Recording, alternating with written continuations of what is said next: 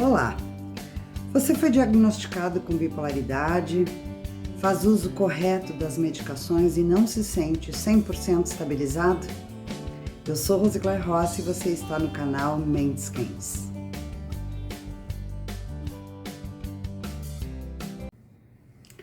Sejam todos bem-vindos. Antes de mais nada, vou fazer uma rápida explanação sobre a bipolaridade, que hoje já é considerada um espectro. Nós temos o tipo 1, o tipo 2 de bipolaridade e o tipo ciclotímico. No tipo 1, nós fazemos uma depressão mais longa, mas também uma mania intensa e, eventualmente, eutímico, aquele humor considerado regular. Há quem diga que o tipo 1 é mais grave. Eu não gosto muito desta terminologia, porque todos os tipos podem sim trazer prejuízos sérios, graves para o paciente, dependendo do seu histórico, da sua vida, da sua rotina. Eu diria que o tipo 1 talvez seja o mais agressivo. Já no tipo 2, nós temos uma mania um pouco menor, mas também oscila entre os 3 ciclos. E o ciclotímico praticamente não faz, ou faz muito leve, a depressão. Bom, o fato é que o estresse é a grande bomba armada para o bipolar. O estresse afeta a imunidade inflama certas áreas do cérebro que leva o paciente a oscilar. Todos nós temos no cérebro duas redes que chamamos a rede padrão, que é aquela rede que se liga quando a pessoa fica mais zen, mais neutra, mais sem grandes envolvimentos e movimentos cerebrais. E temos também a rede de saliência, onde estamos mais agitados, mais eufóricos, mais focados. O que acontece no bipolar é que em algumas situações, em alguns episódios, a rede padrão se liga e não desliga mais. E, claro que em contrapartida, a rede de saliência está desligada. Enquanto essa rede padrão estiver ligada e por uma frequência e intensidade grande, o paciente está mais introspectivo. E quanto mais introspectivo, mais depressivo. O inverso também é verdadeiro. Quando a rede saliente fica muito rapidamente, muito intensamente e, pior ainda, muito frequentemente ligada, a rede padrão está desligada e, no caso do bipolar, ele fica altamente eufórico, por muitas vezes agressivo, ele tem comportamentos sexualizados em exagero, alto libido, utilização descontrolada de álcool, substâncias, ele gasta muito e de forma sem controle, sem necessidade. Ciclar muito e com muita frequência faz com que o cérebro da pessoa entenda que aquele é o padrão, ficar ciclando constantemente. Por isso, o tratamento precoce, correto, ininterrupto é extremamente importante. No bipolar, eu julgo que é necessário sempre avaliar 3 pilares importantíssimos: o humor, evidentemente, a energia com que a pessoa dispõe para fazer as atividades do dia a dia e autocontrole, inclusive, e os pensamentos acelerados. Pensamento acelerado potencializa uma depressão. Pensamento acelerado potencializa atos de mania. Mas por que então um paciente que faz tratamento não se sente 100% estabilizado? De fato, os fármacos são fantásticos. Existem milhares de cientistas apostando todas as suas horas de trabalho, toda a sua competência, todo o seu estudo, todo o aparato técnico, buscando novos fármacos, novas substâncias, novas interpretações de sintomas para o melhor tratamento. Sabe-se que em 2030, segundo algumas pesquisas, o número de pessoas que entrarão em óbito por transtornos mentais é maior do que todos os outros transtornos somados. Então, este número, evidentemente, é preocupante e muitos recursos e muitas pessoas estão com um olhar atento e 100% da sua dedicação buscando alternativas para estes transtornos. Mas, claro, as indústrias farmacêuticas também estão operando a 100%, enriquecendo. Os consultórios psiquiátricos e psicológicos estão lotados. Os hospitais psiquiátricos têm fila de espera. E eu consigo perguntar a vocês se só remédio fosse o importante e necessário para gerar estabilizador de humor, não teríamos pessoas com bipolaridade. Logo, há de se crer que só remédios não resolverá o problema da bipolaridade. Quais são as outras variáveis que eu poderia aqui citar algumas, as mais comuns, que levam o paciente que faz uso de medicação devidamente diagnosticado não alcançar, então, a tão esperada estabilidade? Evidentemente que uma medicação nos remete à situação de recompensa sem esforço.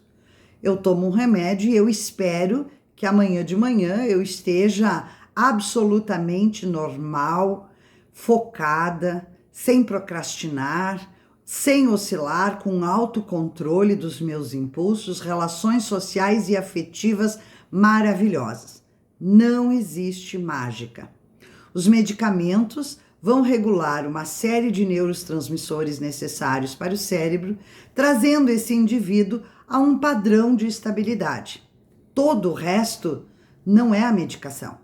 Medicamento não ensina o paciente a mudar seus hábitos, a rever suas crenças centrais, a trabalhar com frustrações, a avaliar crateras que se geraram no seu cérebro por estresse agudo. O cérebro não vai pegar na mão do paciente e levá-lo a fazer uma atividade física, a ter compromisso com a sua agenda, a estudar, a ter um pouco de empatia com as pessoas no trabalho, em casa, exercitar a tolerância, às vezes até exercitar a aceitação, porque nem todas as pessoas irão pensar com nós, nem todas as pessoas irão concordar com nós. O bipolar costuma não gostar de ser contrariado, e isso são situações de pensamento. E pensamento e comportamento nós aprendemos. Mas ainda temos aquela questão da medicação que nem sempre é aplicada da forma como foi prescrita. É comum a gente ouvir paciente dizendo que não toma a medicação hoje porque amanhã de manhã tem um compromisso e não quer acordar um pouco sonolento. Vejam que a interrupção do tratamento, sim, vai gerar perdas.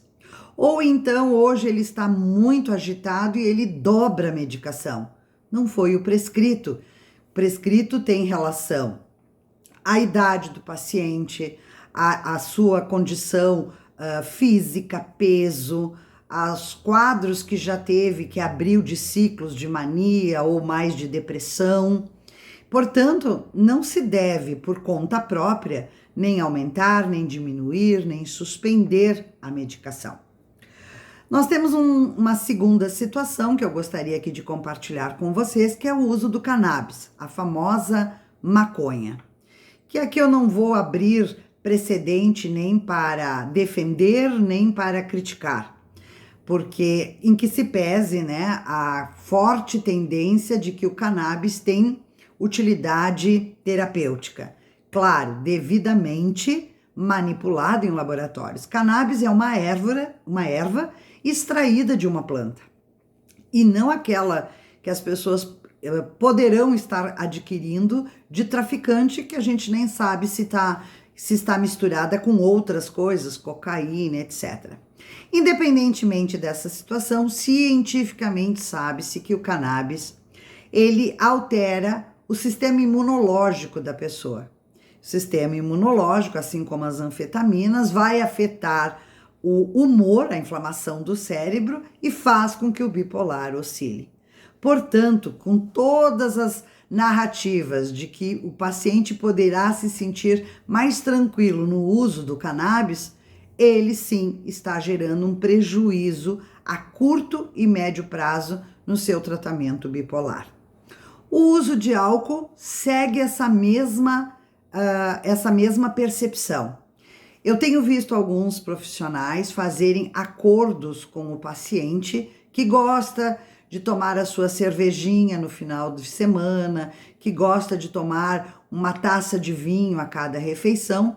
O profissional concordar com isso em prol daquele vínculo com o paciente para que ele não abandone o tratamento. Como eu tenho dito aqui no canal, eu não gosto de romantizar a doença e esse tipo de acordo é algo que eu não concordo, porque o álcool também traz prejuízos significativos para um paciente bipolar que oscila de humor e ainda está se fazendo uso de medicamento. Não deveria sequer comer um bombom com licor. A alimentação é o nosso quarto item que eu gostaria de trazer. É muito comum o bipolar passar o dia inteiro sem apetite e até sem fazer nada de alimentação. Em compensação, à noite ele ataca a geladeira. E a alimentação, ela é importante para qualquer pessoa. No bipolar, nós precisamos priorizar essa regulamentação, fazendo café da manhã, lanche, almoço, jantar no horário.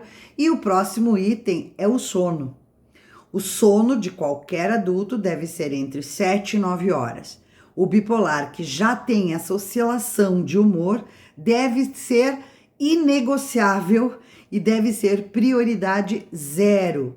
Administrar o seu ritmo circadiano e ter, sim, 7 dias por semana, noites de sono adequadas. Ou terá prejuízos no seu autocontrole, nos impulsos, nas relações, na capacidade de executar suas funções executivas. E por fim, não menos importante, atividade física, que tem entre inúmeros benefícios. Eu vou deixar aqui na descrição do vídeo um outro vídeo que eu fiz sobre o controle do sono, né? Que nós temos um dos itens inegociáveis é a atividade física, em que o paciente irá produzir uma série de hormônios necessários para o cérebro ter uma gestão ideal do pensamento. Como eu disse anteriormente, medicamento não vai pegar na mão do paciente para resolver questões emocionais.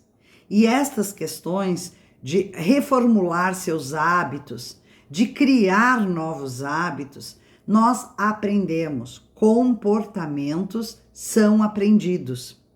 Muitos deles, às vezes, por questões de traumas às vezes na infância. É verdade. Muitas vezes por situações históricas ambientais daquele paciente. Nada disso é ilegítimo. Tudo isso precisa de estratégia, de ações pontuais para que o nosso cérebro aprenda a modular em outra sintonia. Eu estou dizendo então que isso é fácil? Não, não disse isso. Disse que pode ser bastante complexo, mas que não depende de medicamento, que você não deve terceirizar para a responsabilidade de outras pessoas que não o compreendem. Eu estou dizendo que essa nova conduta de pensamento, de percepção sobre você próprio, sobre os outros, sobre as situações, que você dá uma limpada na lente com a qual você está vendo a vida, não é medicamento, é você. Você talvez tenha uma boa vontade, eu sei que não é fácil, estou dizendo que é necessário que você busque ajuda, que foque nessas estratégias para complementar o que já é fantástico, que são os remédios. Só os remédios você, infelizmente, não irá atingir um ponto de equilíbrio e de autocontrole tanto desejado. Mas a boa notícia é que essa reformulação de pensamento, de quebrar crenças centrais, de recriar uma agenda para o seu dia a dia, de reformular o seu ritmo circadiano, não é algo tão complexo assim. É preciso iniciar, acreditar que a felicidade é muito mais o processo e os resultados são consequência. Não desista de você. Até o próximo vídeo.